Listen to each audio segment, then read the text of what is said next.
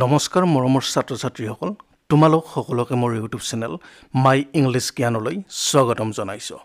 আশা কৰিছো তোমালোক সকলোৱে ভালে আছা ছাত্ৰ-ছাত্ৰীসকল যোৱা ভিডিঅ'টোত আমি অসম চৰকাৰৰ প্ৰাথমিক শিক্ষা বিভাগৰ ইংৰাজী বিষয়ৰ ৬ষ্ঠ শ্ৰেণীৰ তৃতীয়টো পাঠ ধ্যান চান্দ নামৰ পাঠটিৰ প্ৰথম অংশখিনিৰ বিষয়ে আলোচনা কৰাৰ লগতে সেই পাঠটোৰ ১ নং এক্টিভিটিৰ বিষয়ে আলোচনা কৰিছিলো অৰ্থাৎ ১ নং এক্টিভিটিত সেই পাঠটোৰ কিছুমান প্ৰশ্ন আৰু তাৰ উত্তৰৰ বিষয়ে আলোচনা কৰিছিলো আজিৰ ভিডিঅ'টোত আমি সেই পাঠটোৰে ২ নং এক্টিভিটিৰ লগতে তাৰ পৰৱৰ্তী এক্টিভিটিজ বিলাকৰ বিষয়ে আলোচনা কৰিম তেনেহলে ছাত্ৰ-ছাত্ৰীসকল আমি আমাৰ মূল পাঠলৈ আগবাঢ়িছো ২ নং এক্টিভিটিত আছে There are 6 paragraphs in the lesson. Read the following headings and match them with the respective paragraphs. অৰ্থাৎ পাঠটোত ৬টা দফা আছে তলৰ শিৰোনামবোৰ পঢ়া আৰু সেইবোৰ সংগতি থকা দফাবোৰৰ সৈতে মিলোৱা অৰ্থাৎ আমি মূল পাঠটোত মুঠ ৬টা পেৰাগ্ৰাফ পাইছো আৰু তাৰ বিপৰীতে A B C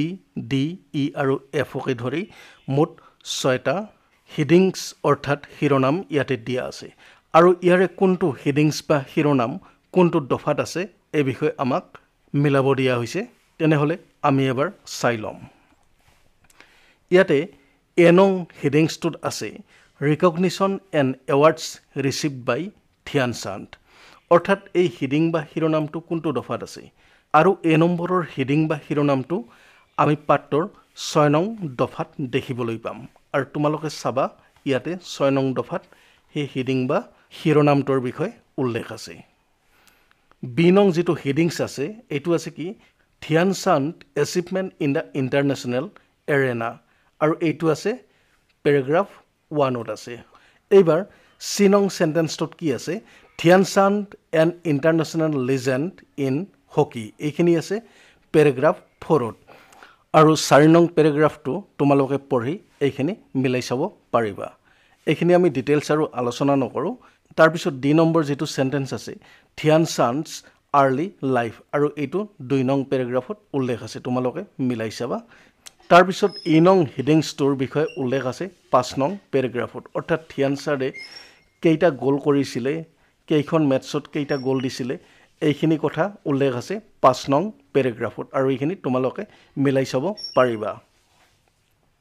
তাৰ পিছত এফ নং হেডিংছটো যে আছে হাউ ধ্যান সিং বিকেম ধ্যান চান্দ আৰু ধ্যান সিঙৰ নামটো কেনেকৈ ধ্যান চান্দলৈ পৰিৱৰ্তন হৈছিল এইখিনি কথা উল্লেখ আছে পেৰাগ্ৰাফ 3 আৰু এইখিনি তোমালোকে মিলাই চাব পাৰিবা তেনেহলে ছাত্ৰ-ছাত্ৰীসকল এইবাৰ আমি 3 নং এক্টিভিটিৰ বিষয়ে আলোচনা কৰিম 3 নং এক্টিভিটিত আছে match the following parts with correct information from the lesson অৰ্থাৎ ইয়াতে দুটা অংশ দিয়া আছে আৰু ইয়াৰে প্ৰথম অংশখিনিৰ সৈতে দ্বিতীয় অংশখিনি আমি মিলাব লাগে অৰ্থাৎ প্ৰথম পাৰ্টত কি আছে ধ্যান চান্দ was born এটো কাৰ লগত মিলিব তাৰ পিছত he joined the British Indian Army অৰ্থাৎ এইখিনি কাৰ সৈতে মিলিব তাৰ পিছত the first gold medal for India এইখিনি বি নং পাৰ্টৰ কোনটো সেন্টেন্সৰ সৈতে মিলিব তাৰ পিছত দা 1932 অলিম্পিক্স ব্ৰড এইটো কোনখিনি অংশৰ সৈতে মিলিব তাৰ পিছত goal is the name of এইখিনি ইয়াৰে কোনটো অংশৰ সৈতে মিলিব এইখিনি আমি মিলাব লাগে আৰু এইখিনি আমি তলত মিলাই দিছো আৰু তোমালোকে চাই লবা ইয়াতে ধ্যান চান্দ was born in 1905 হয়নে ধ্যান চান্দৰ জন্ম 1905ত হৈছিলে he joined the British Indian Army at the age of 16 হয় তেওঁ ব্ৰিটিছ ইণ্ডিয়ান আৰ্মিত জয়েন কৰিছিলে কেতিয়া at the age of 16 তাৰ পিছত চি নং সেন্টেন্সটো the first gold medal for India এইখিনিৰ সৈতে মিলিছে came in 1928 অৰ্থাৎ প্ৰথমটো সোণৰ পদক ভাৰতৰ বাবে কেতিয়া আহিছিল 1928 চনত The 1932 Olympics brought এইখিনি কাৰ সৈতে মিলিছে India's second gold in hockey অৰ্থাৎ 1932 অলিম্পিকৰ দ্বিতীয়টো সোণৰ পদক হকিৰ ক্ষেত্ৰত ভাৰতে লাভ কৰিছিলে তাৰপিছত ইনং সেন্টেন্সটোত আছে goal is the name of Dhyanchand autobiography আৰু ধ্যানচাঁদৰ যিখন আত্মজীৱনী আছে সেইখনৰ নাম হৈছে গোল তেনেহলে আমি প্ৰথম অংশৰ সৈতে দ্বিতীয় অংশখিনি ইতিমধ্যে মিলাই চালো আৰু তোমালোকে এইখিনি ভালদৰে প্ৰেক্টিছ কৰিবা এইবাৰ আমি 4 নং এক্টিভিটিৰ বিষয়ে আলোচনা কৰিম Let's check how much we have understood the lesson. Say whether the following statement about Dhyan Chand are true or false. অৰ্থাৎ তলত কিছুমান statement দিয়া আছে আৰু এই statement বিলাক সঁচা নে মিছা এই বিষয়ে আমি ক'ব লাগে এই নং statementটো আছে Dhyan Singh came to be called Dhyan Chand. Dhyan Singhক Dhyan Chand নামেৰে জনা গৈছিল ট্ৰু নে ফলছ এটো ট্ৰু তাৰপিছত বি নং সেন্টেন্সটোত আছে ধ্যান চাঁদ was born in Allahabad in 1905 ধ্যান চাঁদৰ জন্ম 1905 চনত এলাহাবাদত হৈছিল এটো ট্ৰু নে ফলছ এটো ট্ৰু কাৰণ তেওঁৰ জন্ম 1905 চনত এলাহাবাদতেই হৈছিল He was born in a month of September. এইটো সঁচা নে মিছা এইটো ফলছ অৰ্থাৎ মিছা কাৰণ তেওঁৰ জন্ম হৈছিল আগষ্ট মাহত অৰ্থাৎ 29 আগষ্টত তেওঁৰ জন্ম হৈছিল ধ্যান চাঁদ was a football player. ধ্যান চাঁদ এগৰাকী ফুটবল খেলুৱৈ এইটো ট্ৰু নে ফলছ এইটো ফলছ কাৰণ ধ্যান চাঁদ এজন হকি খেলুৱৈ India won the first gold medal in hockey in 1928 ভাৰতে হকিত প্ৰথমটো সোণৰ পদক পাইছিল 1928 চনত এইটো ট্ৰু নে ফলছ এইটো ট্ৰু কাৰণ হয় ভাৰতে হকিত 1928 চনত প্ৰথমটো সোণৰ পদক লাভ কৰিছিল ধ্যান চাঁদ scored a total of 600 goals in 20 matches. ধ্যান চাঁদে 20খন মেচত সৰ্বমুঠ 600টা গোল দিছিলে এইটো ট্ৰু নে ফলছ এইটো ফলছ কাৰণ তেওঁ 185খন মেচত মুঠ 570টা গোল দিছিলে এইবাৰ আমি 5 নং এক্টিভিটিৰ বিষয়ে আলোচনা কৰিম Arrange the letter to form words. You will find words from the lesson you have just read. অৰ্থাৎ ইয়াতে এই ওয়াৰ্ডবিলাক অলট পালটকৈ দিয়া আছে আৰু এইবিলাক এই প্ৰতিটো ওয়াৰ্ডেই এই পাঠটোৰ অন্তৰ্গত আৰু এইবিলাক আমি শুদ্ধকৈ লিখিব লাগে তেনেহলে ইয়াতে প্ৰথমটো ওয়াৰ্ড কি আছে STAUTRE এটাটো ফুল ওয়াৰ্ড অলট পালটকৈ দিয়া আছে আৰু এটো কি হ'ব ষ্টেচাৰ প্ৰতিষ্ঠা আৰু এই ষ্টেচাৰ যেটো ওয়াৰ্ড আছে এটো পাঠটোৰে অন্তৰ্গত তাৰ পিছত আছে কি LEDGENS আৰু এইটো অলট পালটকৈ দিয়া আছে ইয়াক যদি আমি শুদ্ধভাৱে বা সঠিক ক্ৰমত সজাই লিখো তেনেহলে কি হ'ব লেজেন্ডছ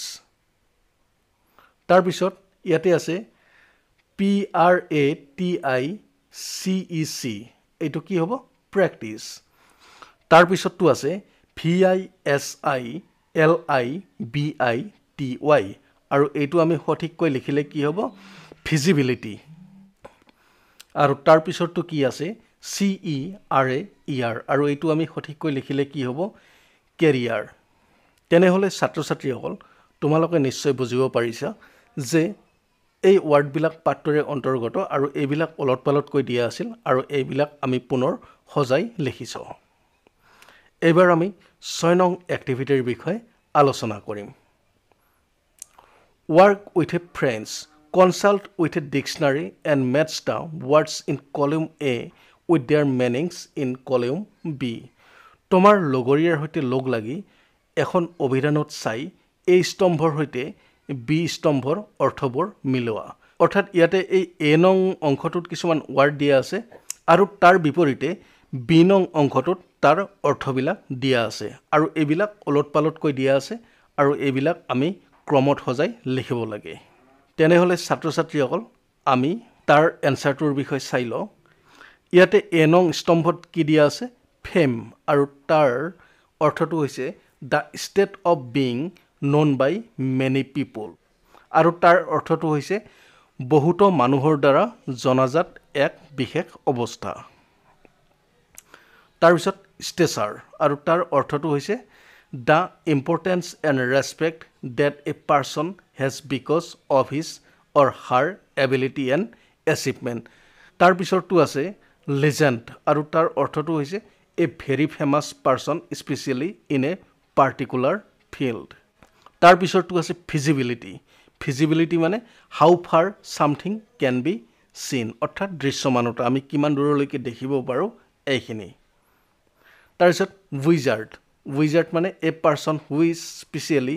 গুড এট ছামথিং কোনো ক্ষেত্ৰত বিশেষভাৱে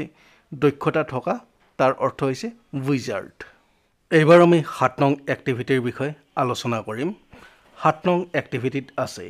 হিয়াৰ is an exercise to practise the new words you have learned say the word aloud and match the word in column A with there চিনোনিমছ অৰ্থাৎ চিনোনিম মানে কি ৱৰ্ড উইথ চিমিলাৰ মিনিং অৰ্থাৎ একে অৰ্থবাচক in column B one is done for you পাঠত শিকা নতুন শব্দবোৰ অভ্যাস কৰিবলৈ ইয়াত এটা অনুশীলন দিয়া হৈছে শব্দবোৰ উচ্চস্বৰে কোৱা এই স্তম্ভৰ শব্দবোৰৰ সৈতে বি স্তম্ভৰ সমাৰ্থক অৰ্থাৎ একে অৰ্থৰ শব্দৰ সৈতে মিলোৱা ইয়াতে এ নং স্তম্ভটোত কিছুমান শব্দ দিয়া আছে আৰু তাৰ একে অৰ্থবাচক কিছুমান শব্দ এই বি নং স্তম্ভটোত দিয়া আছে আৰু এইবিলাক অলট পালটকৈ দিয়া আছে আৰু এ নং স্তম্ভৰ এই শব্দবিলাকৰ সৈতে বি নং স্তম্ভৰ শব্দবিলাক আমি মিলাব লাগে তেনেহ'লে আমি উত্তৰটো এবাৰ চাই লওঁ ইয়াতে এ নং স্তম্ভত প্ৰথম ৱৰ্ডটো আছে ফেমাছ অৰ্থাৎ বিখ্যাত আৰু ইয়াৰে একে অৰ্থবাচক শব্দ হৈছে ৱেল নন অৰ্থাৎ জনাজাত তাৰ পিছৰ ৱৰ্ডটো আছে গ্ৰেটেষ্ট অৰ্থাৎ মহানতম আৰু ইয়াৰে একে অৰ্থবাচক শব্দটো হৈছে বিগেষ্ট অৰ্থাৎ বৃহত্তম তাৰ পিছৰ শব্দটো হৈছে জইণ্ট অৰ্থাৎ যোগদান কৰা আৰু তাৰ একে অৰ্থবাচক শব্দটো হৈছে এনলিষ্টেড অৰ্থাৎ তালিকাভুক্ত তাৰ পিছৰ শব্দটো হৈছে প্লেয়াৰ অৰ্থাৎ খেলুৱৈ আৰু তাৰ একে অৰ্থবাচক শব্দটো হৈছে স্পৰ্টছ পাৰ্চন অৰ্থাৎ খেলুৱৈ তাৰ পিছৰটো আছে স্প্লেণ্ডিড অৰ্থাৎ উত্তম আৰু তাৰ একে অৰ্থবাচক শব্দটো হৈছে গ্ৰেণ্ড অৰ্থাৎ প্ৰকাণ্ড বা উত্তম তেনেহ'লে ছাত্ৰ ছাত্ৰীসকল আজিৰ ভিডিঅ'টোত আমি 2 নং এক্টিভিটিৰ পৰা আৰম্ভ কৰি 7 নং এক্টিভিটিৰ বিষয়ে আলোচনা কৰিলোঁ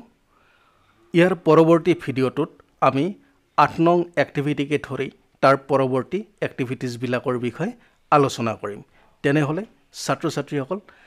আজিৰ ভিডিঅ'টো আমি ইমানতে সামৰণি মাৰিছোঁ ধন্যবাদ